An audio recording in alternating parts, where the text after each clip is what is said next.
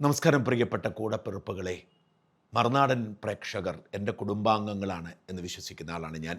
നമ്മൾ ഒരുമിച്ചാണ് സത്യത്തിന് വേണ്ടി പോരാടുന്നത്. നിങ്ങളുടെ പ്രാർത്ഥനയും പിന്തുണയും ഇല്ലെങ്കിൽ മറുനാടനില്ല. അനേകം പ്രലോഭനങ്ങളെ, ഭീഷണികളെ അതിജീവിച്ച് മറുനാടൻ മുമ്പോട്ട് പോകണമെങ്കിൽ എൻ്റെ കുടുംബം എന്നോടൊപ്പം ഉണ്ടാവണം. എൻ്റെ കുടുംബമാണ് ലോകമെമ്പാടും പടർന്ന് പന്തലിച്ച് കിടക്കുന്ന മറുനാടൻ പ്രേക്ഷകർ. നമ്മൾ തമ്മിൽ പല കാര്യങ്ങളിലും ഭിന്നതയുണ്ടാവും. കാരണം നമ്മുടെയൊക്കെ ജീനുകൾ വ്യത്യസ്തമാണ്. ഭാര്യയ്ക്കും ഭർത്താവിനും, മാതാപിതാക്കൾക്കും മക്കൾക്കും സഹോദരങ്ങൾക്കും പോലും പല കാര്യങ്ങളിലും യോജിക്കാൻ കഴിയാത്ത ഈ ലോകത്ത് നമ്മളെപ്പോലെ വിശാലമായൊരു കുടുംബത്തിൽ എല്ലാവരും എല്ലാ കാര്യത്തിലും യോജിക്കണം എന്ന് പറയുന്നത് അർത്ഥരഹിതമാണ്. എന്നാൽ നമ്മൾ ഓരോരുത്തരും ഒരുമിച്ച് സത്യത്തിന് വേണ്ടി, നീതിക്ക് വേണ്ടി നിലകൊള്ളുമ്പോഴാണ് നമ്മുടെ ഈ ആഗോള കുടുംബം സ്വാർത്ഥമാകുന്നത്. ആ കുടുംബത്തിലെ ഒരു എളിയ അംഗമെന്ന നിലയിൽ പ്രിയപ്പെട്ട കുടുംബാംഗങ്ങളോട് ഒരു യാചന നടത്താനാണ് ഞാൻ എത്തിയിരിക്കുന്നത്.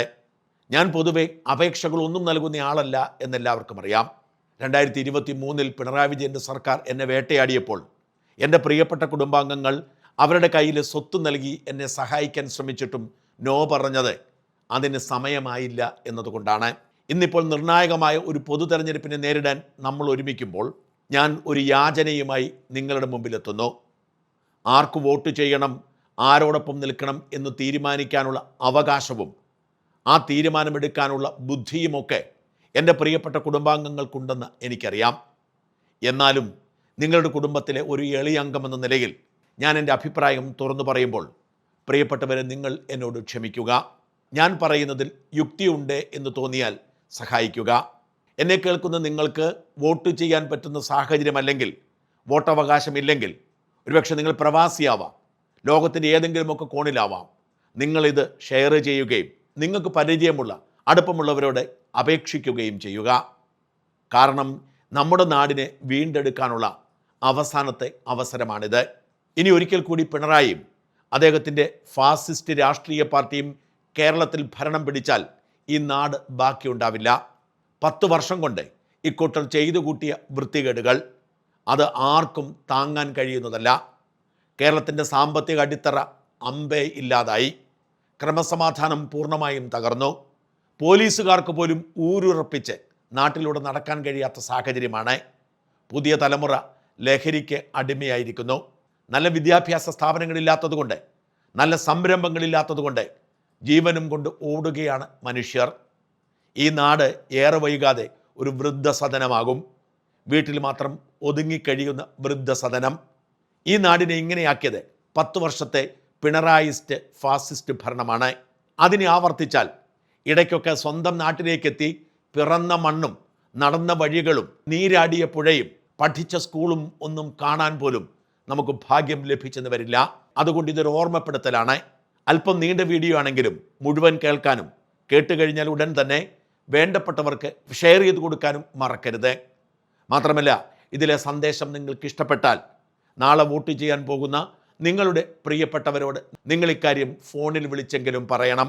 10 വർഷത്തെ പിണറായിസ്റ്റ് ഭീകരതയുടെ കണക്കെടുത്താൽ ഒരു ദിവസം മുഴുവൻ പറഞ്ഞാലും തീരുകയില്ല. അത്രമാത്രം വൃത്തികേടുകളാണ് അവർ കാട്ടിക്കൂട്ടിയത്. എന്തുകൊണ്ട് ഈ ഭരണം ഇനി ആവർത്തിക്കരുത്? ആർക്ക് വോട്ട് ചെയ്താലും എന്തുകൊണ്ട് ഇടതുപക്ഷത്തിന് വോട്ട് ചെയ്യരുത് എന്നതിന് തെളിവായാണിത് പറയുന്നത്. ഈ വൃത്തികേട് മുഴുവൻ കാണിച്ചതും ഈ നാടിനെ കുട്ടിച്ചോറാക്കിയതും CPIM എന്ന രാഷ്ട്രീയ പാർട്ടിയാണെങ്കിലും ആ പാപത്തിൽ പങ്കുപറ്റിയ ഇടതുമുന്നണിയിലെ, അത് CPIക്കാരാവട്ടെ കേരള കോൺഗ്രസ്സുകാരാവട്ടെ, ഇടതുമുന്നണിയിലെ ഒരു സ്ഥാനാർത്ഥിക്കും വോട്ട് ചെയ്യാതിരിക്കുക എന്ന വിവേകമാണ് നിങ്ങൾ ഈ നാടിനെ സ്നേഹിക്കുന്നെങ്കിൽ പുലർത്തേണ്ടത്. അതേസമയം ആർക്ക് വോട്ട് ചെയ്യണം എന്ന് ഞാൻ നിർദ്ദേശിക്കുന്നില്ല. CPMനെ അധികാരത്തിൽ നിന്നും അകറ്റി നിർത്താൻ CPM അല്ലാത്ത ആരാണോ വിജയിക്കാൻ സാധ്യതയുള്ളത് അവർക്ക് വോട്ട് ചെയ്യുക. നിങ്ങൾ വോട്ട് ചെയ്യുന്നവർക്കും ചില കുഴപ്പങ്ങളുണ്ടാവും. അവരുടെ നിലപാടുകളോട് നിങ്ങൾക്ക് യോജിക്കാൻ കഴിഞ്ഞെന്ന് വരില്ല. പക്ഷേ ഈ ഫാസിസ്റ്റ് ഭരണം തുടർന്നാൽ നമ്മുടെ നാട് ബാക്കിയുണ്ടാവില്ല എന്നതുകൊണ്ട് താരതമ്യേന ഭേദപ്പെട്ട കുഴപ്പക്കാർ എന്ന നിലയിൽ മാറ്റി ചെയ്യുക. ഈ 10 വർഷത്തെ ഭരണകാലത്ത് ഒരിക്കലും മറക്കാൻ പാടില്ലാത്ത അനേകം വൃത്തികേടുകളും ക്രിമിനൽ പ്രവർത്തികളുമാണ് ഈ സർക്കാരും ഈ പാർട്ടിയും ചെയ്തത്. അതൊക്കെ ഓർമ്മിപ്പിക്കാൻ ശ്രമിച്ചാൽ ഒരു ദിവസം മുഴുവൻ പറഞ്ഞാലും തീരില്ല. എൻ്റെ മനസ്സിൽ പെട്ടെന്ന് വരുന്ന 10 20 സംഭവങ്ങൾ ഓർമ്മിപ്പിക്കുകയാണ്. ആദ്യത്തേത് പിണറായി വിജയൻ സർക്കാർ അധികാരമേറ്റ് 1 വർഷം തികയുന്നതിന് മുൻപ് ആരംഭിച്ച മറുനാടൻ വേട്ടയാണ്. 2016 ഇരട്ടച്ചങ്കൻ നാട് ഭരിച്ചാൽ നാട് നന്നാവും എന്ന് പ്രതീക്ഷിച്ച് ആ ക്യാമ്പയിൻ്റെ ഭാഗമായ ഒരു മാധ്യമ സ്ഥാപനമാണ് മറുനാടൻ. ടി പി ചന്ദ്രശേഖരനെ വെട്ടിക്കൊന്ന നികൃഷ്ട ജന്മങ്ങളെ സംരക്ഷിക്കുകയും അവർക്ക് ജയിലിൽ സുഖവാസമൊരുക്കുകയും ചെയ്യുന്നു എന്ന വാർത്ത പുറത്തുവിട്ടപ്പോൾ മുതൽ ഞങ്ങളെ ടാർഗറ്റ് ചെയ്യാൻ തുടങ്ങിയതാണ് ഈ CPMകാർ. ഞങ്ങളുടെ മേൽ വർഗീയ ചാപ്പകുത്തി അവർ സോഷ്യൽ മീഡിയയിലൂടെ വേട്ടയാടി തുടങ്ങി. അവരുടെ വേട്ടയാടലുകളെ അതിജീവിച്ച് ഞങ്ങൾ മുമ്പോട്ട് പോയപ്പോൾ 2023 മുതൽ കള്ളക്കേസുകളുടെ ഒരു നിര തന്നെ ഞങ്ങളുടെ മേൽ ചുമത്തി. ആ ഇരുണ്ട കാലത്തെക്കുറിച്ച് ഇന്ന് ഒരു പ്രത്യേക ബുള്ളറ്റിൻ തയ്യാറാക്കുന്നത് കൊണ്ട് അതിന് വിശദാംശങ്ങളിലേക്ക് പോകുന്നില്ല. ഒരു ലാഭേച്ഛയുമില്ലാതെ സത്യം നിലനിൽക്കാൻ വേണ്ടി പോരാടിയതിൻ്റെ പേരിൽ മറുനാടൻ അടച്ചുപൂട്ടാൻ CPIM എന്ന ഭീകരവാദ പ്രസ്ഥാനം നടത്തിയ നീക്കങ്ങൾ ഓർമ്മിക്കുന്നവർക്ക് ഇവർക്ക് വോട്ട് ചെയ്യാൻ കഴിയുമോ? കണ്ണൂരിലെ അഡീഷണൽ ഡിസ്ട്രിക്ട് മജിസ്ട്രേറ്റ് ആയിരുന്ന ഡെപ്യൂട്ടി കളക്ടറായിരുന്ന നവീൻ ബാബുവിനെ നമുക്ക് മറക്കാൻ കഴിയുമോ? അദ്ദേഹത്തിൻ്റെ ഭാര്യയും തഹസീൽദാർ എന്ന ഉന്നത പദവിയിൽ പണിയെടുക്കുന്നയാളുമായ മഞ്ജുഷയുടെ നിസ്സംഗമായ വാക്കുകളെ, ഈ ലോകത്തോട് മുഴുവൻ പകയുള്ള കണ്ണുകളെ വിസ്മരിക്കാനാവുമോ? ഈ മഹാദുരന്തത്തിലേക്ക് അവരെ തള്ളിവിട്ടിട്ട് അലങ്കാര വസ്ത്രങ്ങൾ ധരിച്ച് കൂസലില്ലാതെ യൂട്യൂബറായി ധനസമ്പാദനവും പൊതുപ്രവർത്തനവും നടത്തി ജീവിക്കുന്ന PP ദിവ്യയെ മറക്കാനാവുമോ? ഈ ഓർമ്മകളിൽ തെല്ലെങ്കിലും മനസ്സിലുള്ളവർക്ക് ചെയ്യാൻ കഴിയുമോ ഈ നരാധമ ഭരണകൂടത്തിന് ഒരിക്കൽ കൂടി വോട്ട്? തിരുവനന്തപുരം ജില്ലയിലെ ഒരു ഗ്രാമത്തിൽ നിന്നും വയനാട്ടിലെ പൂക്കോട്ട് വെറ്റിനറി സർവകലാശാലയിലേക്ക് എൻട്രൻസ് എഴുതി ആ പാവപ്പെട്ട മാതാപിതാക്കൾ സിദ്ധാർത്ഥ് എന്ന തങ്ങളുടെ മകനെ പഠിക്കാൻ വിടുമ്പോൾ അവർ പ്രതീക്ഷിച്ചത് തിരിച്ചു വരുന്ന ഒരു ഡോക്ടറെയാണ്. പക്ഷെ അവർക്ക് കിട്ടിയത് 3 ദിവസം തുടർച്ചയായി വിചാരണ നടത്തി പട്ടിണിക്കിട്ട് തല്ലിക്കൊന്ന് കെട്ടിത്തൂക്കിയ അവരുടെ മകൻ്റെ ശവശരീരം. എന്നിട്ടോ ആ നികൃഷ്ട പ്രവൃത്തി ചെയ്തവരും അവരെ സഹായിച്ച യൂണിവേഴ്സിറ്റി അധികാരികളും പുഷ്പം പോലെ ഊരിപ്പോയി ഈ നികൃഷ്ട ഭരണകൂടത്തിൻ്റെ പിന്തുണയോടെ. നാളെ എൻ്റെയും നിങ്ങളുടെയും മകനെ ഏതെങ്കിലും സർവകലാശാലയിലേക്ക് പഠിക്കാൻ അയച്ചാൽ നമുക്ക് തിരിച്ചു കിട്ടുന്നത് അവരുടെ ശവശരീരമായിരിക്കും എന്ന മുന്നറിയിപ്പായിരുന്നു സിദ്ധാർത്ഥിൻ്റെ ജീവിതം. സിദ്ധാർത്ഥിനെ കൂട്ടക്കൊല ചെയ്ത കമ്മ്യൂണിസ്റ്റ് ഭീകര സംഘത്തിനെ വീണ്ടും ഒരിക്കൽ കൂടി അധികാരത്തിലെത്തിക്കാൻ മനസാക്ഷിയുള്ളവർക്ക് കഴിയുമോ? മക്കളുള്ളവർക്ക് കഴിയുമോ? ശരത്ലാൽ എന്ന 23-കാരനും കൃപേഷ് എന്ന 19-കാരനും സമൂഹത്തിന് വേണ്ടി എന്തെങ്കിലും ചെയ്യാനുള്ള ഇച്ഛ കൊണ്ടും മാത്രം കൊല്ലപ്പെട്ടവരാണ്. അവരെ പെരിയയിൽ വെച്ച് തടഞ്ഞു നിർത്തി CPIM കാപാലിക കൂട്ടം വെട്ടിക്കൊന്നു. ആ 2 കുട്ടികൾക്കും ഈ ലോകത്ത് ജീവിക്കാനുള്ള അവകാശം അവർ കവർന്നെടുത്തു. അതല്ല അതിൻ്റെ സങ്കടകരമായ എപ്പിസോഡ്. ആ കാപാലികരെ, നികൃഷ്ട ജന്മങ്ങളെ രക്ഷിച്ചെടുക്കാൻ ഈ ഭീകര ഭരണകൂടത്തിൻ്റെ പോലീസ് പരമാവധി ശ്രമിച്ചു. ഒടുവിൽ ആ കുടുംബം നിയമപോരാട്ടം നടത്തിയതുകൊണ്ട് CBI കേസെടുത്തിട്ടാണ് അവറ്റകളെ ശിക്ഷിച്ചത്. ശിക്ഷിക്കപ്പെട്ടതോ CPMൻ്റെ ഏരിയ സെക്രട്ടറിയും ജില്ലാ സെക്രട്ടേറിയറ്റ് അംഗവും മുൻ MLAയും ഒക്കെ അടങ്ങിയ ഭീകര സംഘം. അതിനേക്കാൾ ഭയാനകമായത് ഇവറ്റകളെ രക്ഷിച്ചെടുക്കാൻ എൻ്റെയും നിങ്ങളുടെയും നികുതി പണം കൊണ്ട് CBI അന്വേഷണത്തിനെതിരെ സുപ്രീം കോടതി വരെ പോയി പോരാടി ഈ വൃത്തികെട്ട പാർട്ടി നയിക്കുന്ന സർക്കാർ എന്നതാണ്. കൊല ചെയ്യുക, എന്നിട്ട് കൊലയാളികളെ രക്ഷിച്ചെടുക്കാൻ വേണ്ടി നമ്മുടെ നികുതി പണം ചെലവഴിക്കുക. ഇത്തരം വൃത്തികെട്ടവന്മാരെ ഇനിയും ഭരണത്തിലേറ്റാനാണോ നിങ്ങൾ നിങ്ങളുടെ സമ്മതിദിനാവകാശം നാളെ വിനിയോഗിക്കാൻ പോകുന്നത്? 2021 ഒരു ഉളുപ്പുമില്ലാതെ മുഖ്യമന്ത്രി പിണറായി വിജയൻ നിയമസഭയിൽ പറഞ്ഞത് തൻ്റെ ഭരണകാലത്ത് 17 കസ്റ്റഡി മരണങ്ങൾ നടന്നെന്നാണ്. എന്ന് വെച്ചാൽ പോലീസ് സ്റ്റേഷനിലേക്ക് വിളിച്ചു വരുത്തി തല്ലിക്കൊന്നവരുടെ എണ്ണം 17 ആണെന്ന് 2023 3 വർഷം മുമ്പ് പിണറായി നിയമസഭയിൽ പറഞ്ഞു. എത്ര നിരപരാധികളെ ഈ പോലീസുകാർ തല്ലിക്കൊന്നിട്ടുണ്ട്? എത്ര നിരപരാധികളെ ഈ പോലീസുകാർ ജയിലിൽ അടച്ചിട്ടുണ്ട്? എത്ര നിരപരാധികളെ കള്ളക്കേസിൽ കുടുക്കി ജീവിതം പ്രതിസന്ധിയിലാക്കിയിട്ടുണ്ട്? കോവിഡ് കാലത്ത് ഹോമിയോയും ആയുർവേദവും ഒക്കെ ഉപയോഗിക്കാം എന്ന് പറഞ്ഞതിൻ്റെ പേരിൽ പ്രകൃതി ചികിത്സകനായ ജേക്കബ് വടക്കഞ്ചേരിയെയും ആയുർവേദ ചികിത്സകനായ മോഹനൻ വൈദ്യരെയും വരെ ഇവർ ജയിലിൽ അടച്ചു. ഇത്തരത്തിൽ എത്ര നിരപരാധികൾ പിണറായിസ്റ്റ് പോലീസിനാൽ വേട്ടയാടപ്പെട്ടു? ഇത്തരമൊരു പോലീസ് രാജിനെ ഇനിയും ഒത്താശ ചെയ്യാനാണോ നിങ്ങൾ ഈ ഭരണകൂടത്തിന് വീണ്ടും വോട്ട് ചെയ്യുന്നത്? കെട്ടിടങ്ങൾ പണിത് കമ്മീഷൻ കൈപ്പറ്റിയാൽ വികസനമായി എന്ന് വിശ്വസിക്കുന്ന ഒരു ആരോഗ്യ മന്ത്രാലയം. വീണ ജോർജ് എന്ന് പറയുന്ന ഒരു മാധ്യമപ്രവർത്തക മന്ത്രിയുടെ വേഷം കെട്ടി ആടിയ വൃത്തികേടുകൾ. ആശുപത്രിയിൽ കിടക്കാൻ രോഗികൾക്ക് ബെഡില്ല, ടോയ്ലറ്റിൽ പോവാൻ കക്കൂസില്ല, കൂട്ടിരിപ്പുകാർക്ക് കൊതുക് കടി കൊള്ളാതിരിക്കാൻ അവസരമില്ല, രോഗികൾക്ക് കൊടുക്കാൻ മരുന്നില്ല, ഓപ്പറേഷൻ നടത്താനുള്ള ഉപകരണങ്ങൾ പോലുമില്ല. ഇനി അഥവാ ഓപ്പറേഷൻ നടത്തിയാൽ പഞ്ഞിയും കത്രികയും ഒക്കെ രോഗിയുടെ വയറ്റിൽ വെച്ച് തുന്നിക്കെട്ടും. അതേസമയം കോവിഡ് കിറ്റ് വാങ്ങുന്നതിൻ്റെ പേരിലും ആശുപത്രിയിൽ മരുന്ന് വാങ്ങുന്നതിൻ്റെ പേരിലുമൊക്കെ കോടികൾ അഴിമതി നടത്തും. നമ്മുടെ ആരോഗ്യ മേഖലയെ മുച്ചൂടും മുടിച്ച ഈ സർക്കാർ ഇനിയും നമ്മളെ ഭരിക്കണോ? കരിങ്കൊടി കാണുമ്പോൾ ഹാലിളകുന്ന ജനാധിപത്യ രീതിയിൽ പ്രതിഷേധിച്ചാൽ അപ്പോൾ തന്നെ രക്ഷാപ്രവർത്തനം എന്ന പേരിൽ പ്രതിഷേധിക്കുന്ന വിദ്യാർത്ഥികളെ തല്ലി നടുവൊടിക്കുന്ന മുഖ്യമന്ത്രി ഗൺമാൻ പോലും പാവപ്പെട്ടവന്റെ കണ്ണ് തല്ലിപ്പൊട്ടിക്കുന്ന, അവരെയൊക്കെ അവസാന നിമിഷം വരെ സംരക്ഷിക്കുന്ന, കരിങ്കൊടി കാട്ടിയതിൻ്റെ പേരിൽ പ്രതിഷേധിച്ച് വിദ്യാർത്ഥികളെ ജയിലിലടച്ച, അവരുടെ പേരിൽ വധശ്രമത്തിന് കേസെടുത്ത ഈ ഫാസിസ്റ്റ് സർക്കാർ നമുക്കിനി വേണോ? ഈ ഫാസിസ്റ്റ് മന്ത്രിമാർ നമുക്കിനി വേണോ?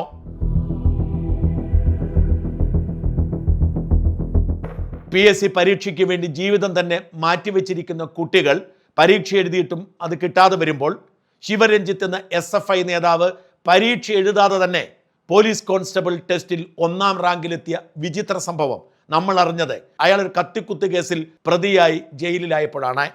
റെയ്ഡ് നടത്തിയ പോലീസ് PSC ചോദ്യപേപ്പറുകൾ കണ്ടെത്തിയതോടെ അത് വാർത്തയായി. പരീക്ഷ എഴുതുന്ന ഉദ്യോഗാർത്ഥികളെ മുഴുവൻ വിഡ്ഢികളാക്കി പിൻവാതിലിലൂടെ ആളെ തിരികെ കയറ്റുന്ന PSC എന്നത് നേതാക്കന്മാർക്ക് കിമ്പളവും ശമ്പളവും വാങ്ങാനുള്ള ഒരു ഉപാധി മാത്രമാക്കി മാറ്റിയ ഈ വൃത്തികെട്ട ഭരണകൂടം ഇനിയും വേണമോ? ദിവസക്കൂലിക്ക് KSRTC ബസ് ഓടിച്ചു പോയപ്പോൾ സൈഡ് കൊടുക്കാത്തതിൻ്റെ പേരിൽ വഴിയിൽ തടഞ്ഞു നിർത്തി അയാളുടെ ചെകിട്ടത്തടിക്കുന്ന MLAയും മേയറും ഭരിക്കുന്ന ഒരു പാർട്ടിയെ ഇനിയും തെരഞ്ഞെടുക്കണോ? കെട്ടിട നികുതി 30 രൂപയിൽ നിന്നും 5000 രൂപയിലേക്ക് ഉയർത്തിയ, വീടിന്റെ പെർമിറ്റ് സാധാരണക്കാർക്ക് താങ്ങാൻ കഴിയാത്ത ദുരവസ്ഥയിലേക്ക് ഉയർത്തിയ, 100 രൂപയിൽ നിന്നും 3000 രൂപയിലേക്ക് വെള്ളക്കരം ഉയർത്തിയ, വൈദ്യുതി ഉപയോഗിച്ചാൽ കുടുംബം മുടിയുന്ന അവസ്ഥയിലേക്ക് മാറ്റിയ ഒരു സർക്കാരിനെ തന്നെ ഇനിയും നമ്മൾ തെരഞ്ഞെടുക്കണോ? ചെങ്കൊടി കെട്ടി ഒരൊറ്റ ബസ്സുള്ളവനെ പോലും പൂട്ടിക്കുന്ന, ഒരു കൺവെൻഷൻ സെന്റർ തുടങ്ങിയ സഖാവിനെ പോലും അത് തുറക്കാൻ അനുവദിക്കാതെ ആത്മഹത്യയിലേക്ക് തള്ളിവിട്ട, ആകപ്പാടെയുണ്ടായിരുന്ന കിറ്റെക്സ് എന്ന വ്യവസായ സാമ്രാജ്യത്തെ തല്ലി ഓടിച്ച, ഈ നാട്ടിൽ ആർക്കും തൊഴിലുണ്ടാവരുത്, സംരംഭങ്ങൾ ഉണ്ടാവരുത്, അതൊക്കെ തള്ളിൽ മാത്രം മതി എന്നൊക്കെ പറഞ്ഞ് സ്ഥാപിക്കുന്ന ഒരു സർക്കാർ തന്നെ ഇനിയും ഇവിടെ ഉണ്ടാകണമെന്നാണോ നമ്മൾ വോട്ട് ചെയ്യുമ്പോൾ തീരുമാനിക്കേണ്ടത്?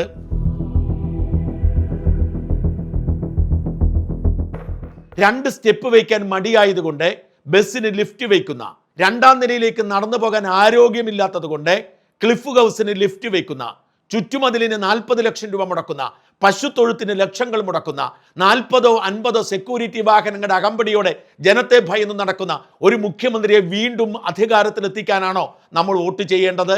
മൈക്കിനെ കണ്ടാൽ ഹാലിളകുന്ന, ഈശ്വരനാമം കേട്ടാൽ പൊട്ടിത്തെറിക്കുന്ന, ചോദ്യം ചോദിച്ചവരോട് വീട്ടിൽ പോയി ചോദിക്കുക എന്ന് പറയുന്ന, പരനാരിയെന്നും നികൃഷ്ടജീവിയെന്നും മതനേതാക്കളെ വിളിക്കുന്ന, മാധ്യമപ്രവർത്തകരുടെ കടക്കു പുറത്ത് എന്ന് പറയുന്ന, സ്വാഗത പ്രസംഗകരെയും അവതാരകരെയും പരസ്യമായി അപമാനിക്കുന്ന, സെൽഫി എടുക്കാൻ വരുന്നവരുടെ കൈ തട്ടിപ്പറിക്കുന്ന ധിക്കാരിയും ധാർഷ്ട്യക്കാരനുമായ ഒരു മുഖ്യമന്ത്രിയെ വാഴിക്കാനാണോ നമ്മൾ ഇനിയും വോട്ട് ചെയ്യേണ്ടത്?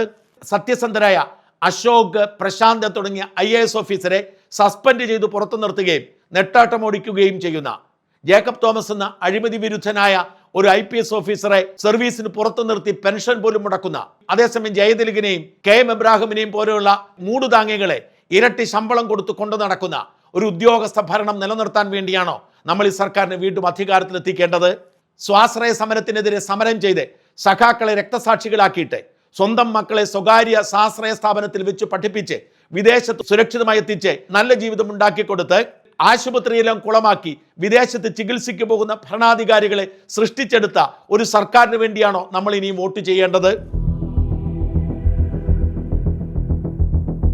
ശക്തമായ മഴ പെയ്തപ്പോൾ കരിമണൽ ലോബിയെ സഹായിക്കാൻ വേണ്ടി അണക്കെട്ട് തുറന്നു വിടാതെ വെള്ളപ്പൊക്കമുണ്ടാക്കി 100 കണക്കിന് മനുഷ്യരെ കൊന്ന് അവരുടെ സ്വത്തുക്കൾ ഇല്ലാതാക്കിയ ഒരു ഭരണകൂടത്തെയാണോ വീണ്ടും നമ്മൾ അധികാരത്തിലെത്തിക്കേണ്ടത്? ചൂരൽമലയിൽ കൊല്ലപ്പെട്ട പാവങ്ങളുടെ പേരിൽ 800 കോടി രൂപ പിരിച്ചിട്ട് അതിൽ 100 കോടി മാത്രം ചെലവാക്കി 700 കോടിയും അടിച്ചു മാറ്റാൻ കളമൊരുക്കി അതിൻ്റെ പേരിൽ മേനി നടിക്കുന്ന ഒരു സർക്കാരിനെയാണോ നമ്മൾ ഇനിയും അധികാരത്തിലെത്തിക്കേണ്ടത്? ഈ വൃത്തികേടുകളെല്ലാം മറച്ചു വയ്ക്കാൻ വേണ്ടി ഖജനാവിൽ നിന്നും കോടികൾ മുടക്കി KSRTC ബസ്സിലും വഴിനീളയും ഹോർഡിങ്സുകൾ ഉണ്ടാക്കി മാധ്യമപ്രവർത്തകരെ വിലക്കെടുത്ത് സോഷ്യൽ മീഡിയയെ ഹൈജാക്ക് ചെയ്ത് ചാനൽ റിയാലിറ്റി ഷോകളിൽ പോലും ഈ വൃത്തികെട്ട തിരക്കഥ തിരികെ കയറ്റി നമ്മളെ കബളിപ്പിക്കാൻ ശ്രമിക്കുന്ന ഒരു സർക്കാരിനെയാണോ വീണ്ടും നമ്മൾ അധികാരത്തിലെത്തിക്കേണ്ടത്?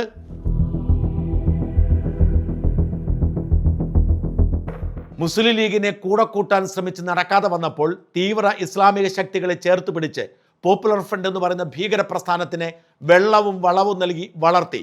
ഒടുവിൽ മോദി സർക്കാർ അവരെ പിടിച്ചുകൊണ്ടുപോയപ്പോൾ കൈമലർത്തി മുസ്ലിം വിരുദ്ധത എന്ന നുണ പറയുന്ന ഈ നാടിനെ തീവ്രവാദികളുടെ കയ്യിലേക്ക് തട്ടികിട്ടുകൊടുത്ത CPM എന്ന ഭീകര പ്രസ്ഥാനത്തെയാണോ ഇനിയും അധികാരത്തിലെത്തിക്കേണ്ടത്? ലക്ഷക്കണക്കിന് അയ്യപ്പ ഭക്തരെ കണ്ണീരിലാക്കിക്കൊണ്ട് അയ്യപ്പനെ പറ്റിച്ചുകൊണ്ട് ശബരിമലയിലെ ആചാരം ലംഘിക്കാൻ സുപ്രീം കോടതിയിൽ പോയി നിയമ പോരാട്ടം നടത്തി വിജയിച്ച് വന്നിട്ട് അതിനെതിരെ പ്രതികരിച്ചവരെ ജയിലിലടച്ച് അയ്യപ്പനെ തന്നെ ഇല്ലാതാക്കാൻ വനിതാ മതിൽ കെട്ടി ഒടുവിൽ പണി തിരിച്ചു കിട്ടിയപ്പോൾ അയ്യപ്പ സംഗമം എന്ന പേരിൽ ഒരു വൃത്തികേട് കാട്ടി അതിൻ്റെ പേരിലും പണം അടിച്ചു മാറ്റാൻ ശ്രമിച്ച വൃത്തികെട്ടവന്മാരെയാണോ വീണ്ടും അധികാരത്തിലെത്തിക്കേണ്ടത്? അയ്യപ്പന്റെ സ്വർണ്ണമടക്കം സകലതും അടിച്ചുകൊണ്ടുപോയി ശ്രീകോവിലിന്റെ സ്വർണ്ണപ്പാളികൾ പോലും ഇളക്കിക്കൊണ്ടുപോയി അയ്യപ്പന്റെ സ്വത്തും തന്നെ ഇല്ലാതാക്കാൻ ശ്രമിച്ചവരെ സംരക്ഷിച്ചു നിർത്തി ആ ലാഭം കൊയ്തവർക്ക് കൂട്ടുനിന്ന് അതിൽ നിന്നും തലയൂരാൻ അതുമായി ബന്ധമില്ലാത്തവരുടെ പുറത്തേക്ക് കുറ്റം ചുമത്തി രക്ഷപ്പെടാൻ ശ്രമിക്കുന്ന ഈ വൃത്തികെട്ട അവിശ്വാസ കൂട്ടത്തെയാണോ നമ്മൾ വീണ്ടും അധികാരത്തിലെത്തിക്കേണ്ടത്? 1957 ഭരണത്തിലേറിയ EMS നമ്പൂതിരിപ്പാട് മുതൽ 2016 ഭരണമൊഴിഞ്ഞ ഉമ്മൻചാണ്ടി വരെയുള്ള സർക്കാരുകൾ എല്ലാം കൂടി 1.5 ലക്ഷം കോടി പൊതുകടമുണ്ടാക്കിയ ഈ നാടിനെ 10 വർഷം കൊണ്ട് 6 ലക്ഷം പൊതുകടത്തിലേക്ക് തള്ളിവിട്ട ധൂർത്തന്മാരുടെ വൃത്തികെട്ട ഭരണത്തെയാണോ നമ്മൾ ഇനി വീണ്ടും അധികാരത്തിലെത്തിക്കേണ്ടത്? ഇങ്ങനെ ചോദിക്കാനാണെങ്കിൽ ഒരുപാടുണ്ട് ചോദിക്കാൻ. വയ്യ, മടുത്തു. ഈ കൊച്ചു കേരളത്തെ പിടിച്ച് ഏറുപമ്പരമാക്കി മന്ദൻ മക്കൾക്ക് കളിക്കാൻ കൊടുക്കുന്ന ബഹുമാനപ്പെട്ട തന്തമാരുടെ നാട്ടിൽ ഒരുപാട് ചോദ്യങ്ങൾ ചോദിച്ചിട്ട് ഒരു കാര്യവുമില്ല. നിങ്ങൾ ചിന്തിക്കുക, ഈ നികൃഷ്ട ജന്മങ്ങളെ ഈ ഭീകര പ്രസ്ഥാനത്തെ വീണ്ടും അധികാരത്തിലെത്തിക്കണോ വേണ്ടയോ എന്ന്. നിങ്ങളുടെ മുമ്പിൽ ഒരു ദിവസം മാത്രമേ ബാക്കിയുള്ളൂ. നാളെ നിങ്ങൾ ഈ ആപത്ത് തിരിച്ചറിഞ്ഞില്ലെങ്കിൽ ഈ നാട് ബാക്കിയുണ്ടാവില്ല എന്ന് ദയവായി തിരിച്ചറിയുക.